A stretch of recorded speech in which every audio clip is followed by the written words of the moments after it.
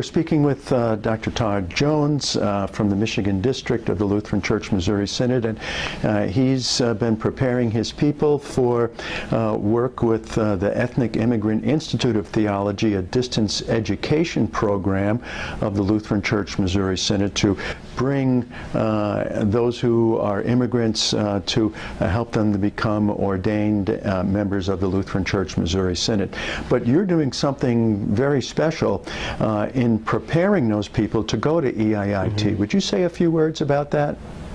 Right. We are developing, we have implemented just face-to-face, but developing a curriculum that helps prepare them with the basics of Lutheran theology, so they have a firm foundation in the large and small catechism, so they can take the qualifying exams and qualify for the EIT program. And again, those who are qualify for the colloquy program, it allows them the theological base, to articulate their theology in Lutheran terms and Lutheran concepts, so that they can also qualify to colloquize, that is, to go directly into the ordained ministry of the Lutheran Church Missouri Synod. So somebody who already has a seminary degree and training, but wants to join the Missouri Synod, and you said you have some people like that already, right, in Michigan. Who are they? Who are those people? We have two pastors that come from the Congo, and both of them have gone from the Congo into Kenya because of the war issues that have taken place. But that's a Swahili-speaking section of Africa. It's one of the primary languages of Eastern Africa. And so they both graduated from non-denominational seminaries. They have college degrees. We've got the diplomas. So they should qualify for the colloquy program. We're beginning the application process now. But they have very little experience with Lutheranism and Lutheran theology.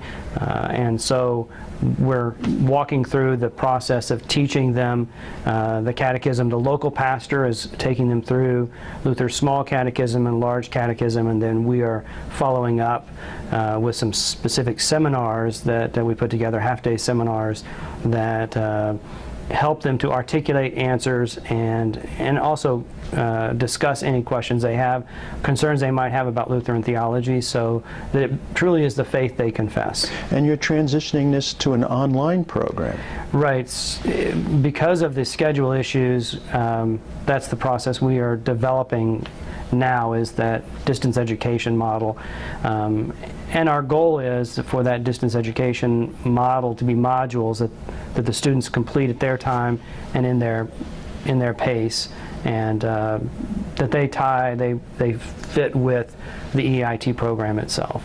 Can you say a few words about how you see online preparation for ministry, and compare that to going away and spending 4 years at a seminary? Is the education, are people as educated and prepared from online work as they would be from spending that time away? Right. Well, that was actually the question that drove me into the field of study that I pursued for my PhD, and that was the question, can formation take place in an online environment as compared to a face-to-face environment? The argument is that by going to a seminary, four-year seminary, and spending 4 years away, that individual becomes enculturated, becomes part of a community, and therefore when they graduate, they take that community nucleus, which is consistent, out into the ministry, and so we can ensure that our pastors are formed properly because of that community that they shared. And is it possible to have that same experience through an online learning experience, an online learning training? From an academic, pedagogical perspective, completely secular studies have indicated, yeah, it is possible. Formation, there are other professions that are also not just skill-based, but they are a culture in and of themselves.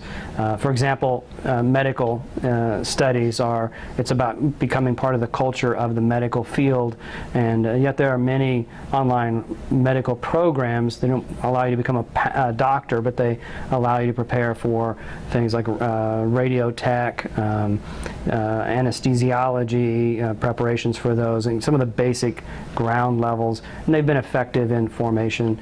So I do believe it is an effective form of formation, but the best is still a merger of the two. So the program we have, online program, the training modules, they do in the privacy of their home or at their own schedule. They work with a mentor, a pastor that's part of the Lutheran Church Missouri Synod, so there's a little formation that occurs at that point, and then there's once a quarter half-day seminars where they get together in regional locations, and that also helps form that community. So we try to merge the two together, but the challenge for the immigrant population is the schedule they keep. It's not because of jobs and family and all things associated with becoming an American. Right. I want to push back a little bit and say that it seems to me that formation is more characteristic of an old modernistic way of looking at things. Right.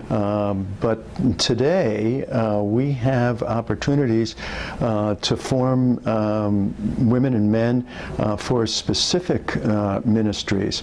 I know when I went through seminary, we had one form, and we were formed into one type of pastor. And then there were African Americans who came through that were sent back to African American churches in inner city, and that training that we had, which really made us middle class white suburban Absolutely. pastors, wasn't effective for them. Absolutely. That is the issue in anything that doesn't fit in that kind of the rural ministry bent or suburban ministry bent is where we're really focusing on right now in our generic concept of a pastor. It's the suburban pastor. So the rural pastors coming out struggle if they didn't come from that environment, and urban pastors tend to struggle.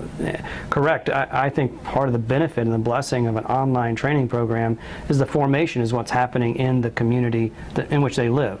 So if it's a vibrant mission-focused congregation that raised up and developed this layperson to become a servant of the Word, then through the training received from professional educators inside the context of that mission-focused church, and that individual coming out will more likely be a mission-focused, theologically centered, effective ambassador of the gospel. And it seems like that program would attract different kinds of people too. Somebody going to a 4-year seminary would be somebody who would have the aptitude for scholarship, but someone coming out of the congregation might be more focused on practical and mission-oriented focus. Yeah, that would be the hope, and that would be the case. And if the formation, the community, the sense of community is around a mission-focused church, then that would be the case. Mm-hmm. Now, if that congregation were inward-focused and this individual is raised up to serve their needs, kind of like our deacon programs can be this way, where it's just to serve as a pulpit supply for that, then the individual's formation will be bent toward that shepherd maintenance mentality, and it's very difficult for them to break out of that because the formation occurred in a non-mission environment. So, sounds like a very missional program, and sounds like you're a great missionary and help and supportive for missionaries. Sharing with us today. Well, thank you very much, Bob. I appreciate it. Yep.